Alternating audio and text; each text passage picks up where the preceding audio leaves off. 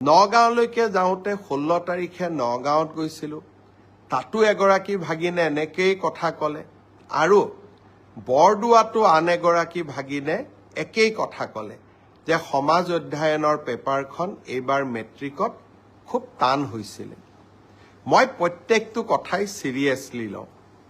গুৱাহাটীত আহি সেবাৰ চেয়াৰমেনক মই সুধিলোঁ যে সমাজ অধ্যয়নৰ পেপাৰখন সঁচাই টান হৈছিল নেকি। সেবাৰ অধ্যক্ষ ডাঙৰীয়াই মোক ক'লে যে প্ৰশ্নখনৰ পেটাৰ্ণ বদলিছে।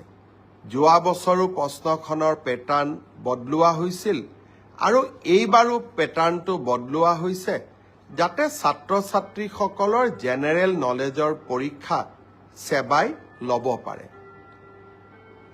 ব্যৱস্থাটো আদৰণীয়, কিন্তু যদি মোৰ ভাগিনবিলাকে আকৌ মেট্ৰিকত ফেইল কৰি যায় তেতিয়াহ'লে কেনেকৈ হ'ব?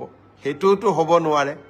সেইকাৰণে মই সেবাৰ অধ্যক্ষক মই অনুৰোধ কৰিছোঁ যে আপুনি চাব, যদি মোৰ ভাগিনবিলাকৰ পৰীক্ষা সমাজ অধ্যয়নখনত বেয়া হয় কিন্তু আন পেপাৰবিলাকত ভাল হয়, তেতিয়াহ'লে এইবাৰ সমাজ অধ্যয়নত আমি সকলোকে অতিৰিক্তকৈ কিবা নম্বৰৰ ব্যৱস্থা কৰি হ'লেও ভাগিনসকলক মেট্ৰিক পাছ কৰাৰ সুবিধা কৰি দিব লাগিব।